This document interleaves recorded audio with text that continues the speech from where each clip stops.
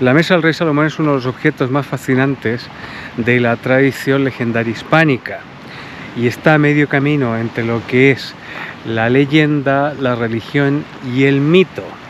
Y se trataría de un objeto, de una mesa que estaría vinculada al rey sabio Salomón, al rey bíblico Salomón.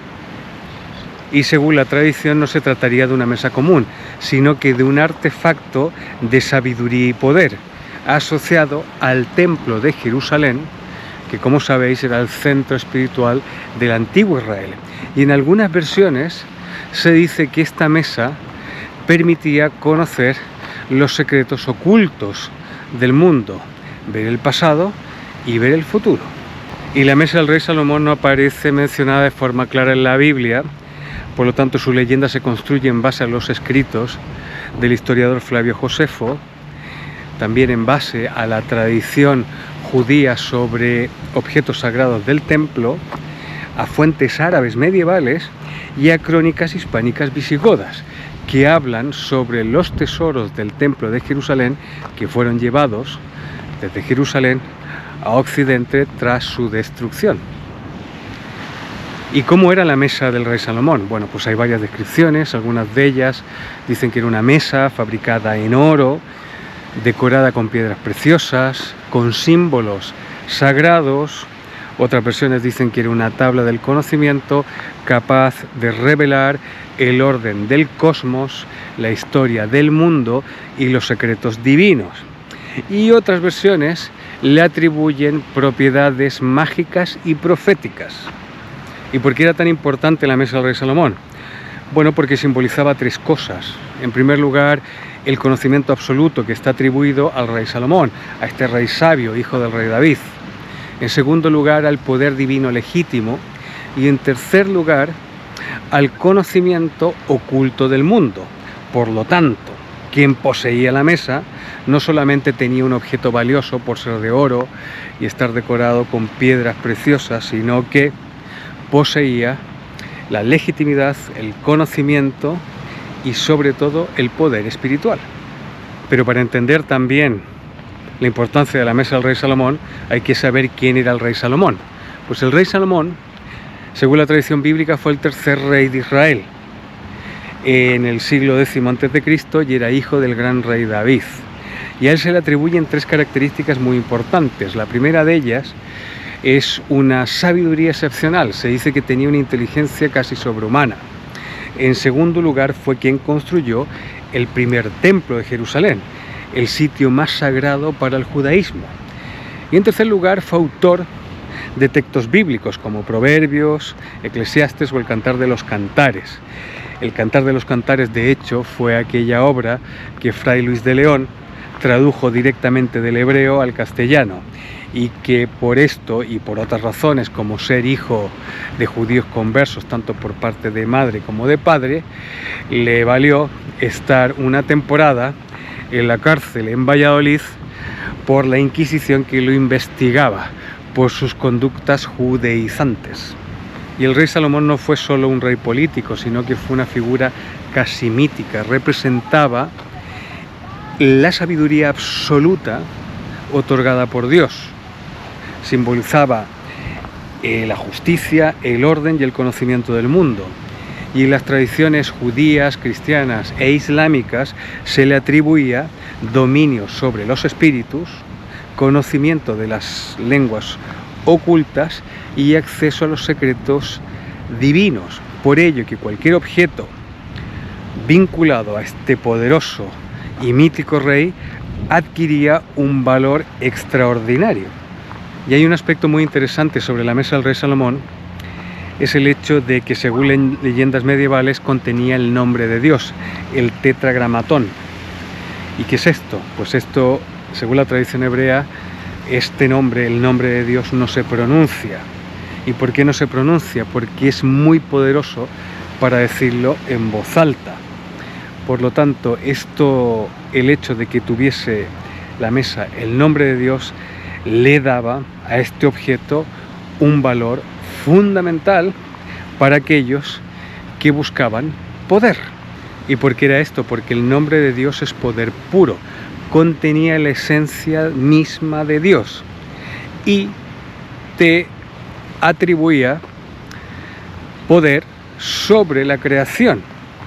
Por eso que en algunas tradiciones se relata cómo Salomón derrotaba a demonios y a espíritus por el conocimiento que tenía del nombre divino. Con este aspecto, podemos decir que la mesa no solamente era un objeto precioso en sí, sino que era un vehículo de poder, del poder de Dios. Bueno, ¿y qué pasa con este poderoso objeto, la mesa del rey Salomón? Tras la destrucción del templo en el año 70 después de Cristo, por los romanos, por el general Tito, los tesoros y los objetos sagrados del templo de Jerusalén fueron llevados a Roma y permanecieron en Roma hasta el año 410, durante el saqueo del rey Alarico a esta ciudad, a la ciudad de Roma. Y en ese momento, según cuenta la tradición, los godos se llevaron grandes cantidades de tesoros de Roma a su capital, que era Tolosa.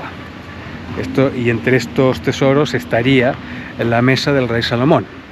Y permanecerían estos tesoros, en este caso la mesa del rey Salomón, en Tolosa, la actual Toulouse, hasta el año 507, que es cuando los visigodos pierden contra los francos, contra Clodoveo I, en la batalla de Bouillé.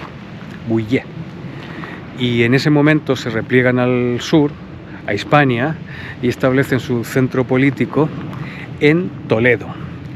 Y es allí donde, según la tradición, llevarían estos tesoros, entre ellos la mesa del rey Salomón. Como sabéis, Toledo era un centro de poder y saber en la época visigoda. Y se dice, según la tradición, que la mesa fue guardada, fue custodiada en palacios reales, en iglesias y en sitios subterráneos. Lo cierto es que con la invasión musulmana, cuando el rey Rodrigo pierde ante los musulmanes y estos ocupan Toledo, pues la mesa del rey Salomón desaparece y ahí se pierde el rastro. Y para saber más detalles sobre este importante objeto, tenemos que ir hacia las crónicas del tiempo musulmán. Y en estas crónicas islámicas se afirma que el conquistador Tariq Ziyad pues encontró parte del tesoro de Salomón, del rey Salomón, y pues algunos dicen que habría encontrado parte del tesoro, pero no estaba el tesoro completo. Eso daría pie a que a lo mejor la mesa no se encontraba allí. Habría enviado el tesoro en su conjunto a Damasco, o que el tesoro se habría perdido en el camino. Y es allí cuando empieza el mito, y no se sabe exactamente dónde está la mesa del rey Salomón, si todavía se encuentra en Toledo o se ha perdido, o está en Damasco en algún sitio, o está en nuestro país, en España. Mucha gente, hay historiadores que afirman que sí, que se encuentra en Toledo, y hay personas que investigan para saber, para seguir esa pista, ¿no?, de esta mesa tan poderosa. Lo cierto es que la mesa, no sé si es tan poderosa a nivel a nivel mágico, profético, pero sí que es un símbolo muy importante, porque viene de una época del primer templo de Jerusalén, viene de una época vinculada a un rey tan sabio como el rey Salomón, que era hijo del rey David, y es solamente saber que ese objeto podría ser real, permitiría saber muchísimas cosas sobre esa época y sobre todo cosas que nos permitirían entender nuestro presente. Y la historia sobre la mesa del rey Salomón es muy interesante porque nos permite entender lo importante que fue Toledo, y que todavía lo es, pero que fue muy importante en la historia de las tres religiones abrámicas, especialmente el cristianismo, cómo fue depositaria, según estas leyendas, de una mesa tan importante como la mesa del rey Salomón. Esa mesa a la que se le atribuían una serie de características proféticas, mágicas, que contenía el nombre de Dios, que significaba el poder absoluto sobre la creación.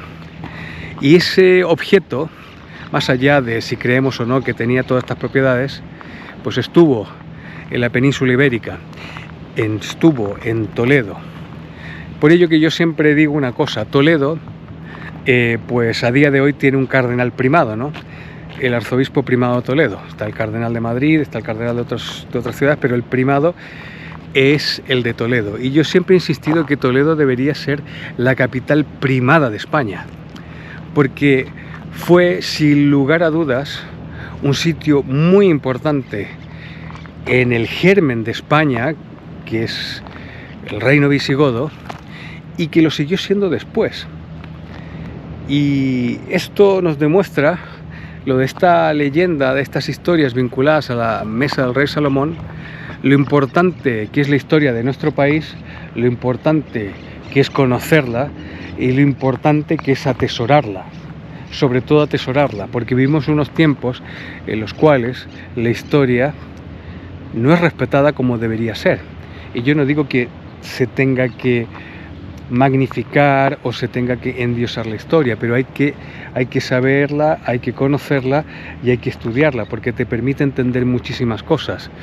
Sería un deleite saber que esa mesa existe, no porque tenga poderes, yo personalmente no creo que tenga poderes, pero para saber muchas cosas, cómo se trabajaba en esa época los objetos, las inscripciones que tiene.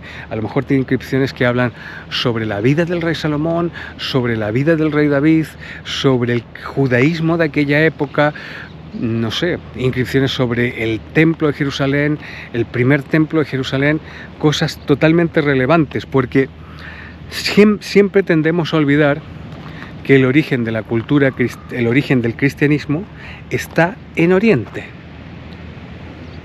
y está en el judaísmo. Sin el judaísmo no podemos entender el cristianismo a nivel histórico y a nivel espiritual. Es muy importante. Por lo tanto, sería una maravilla poder algún día encontrar esa mesa.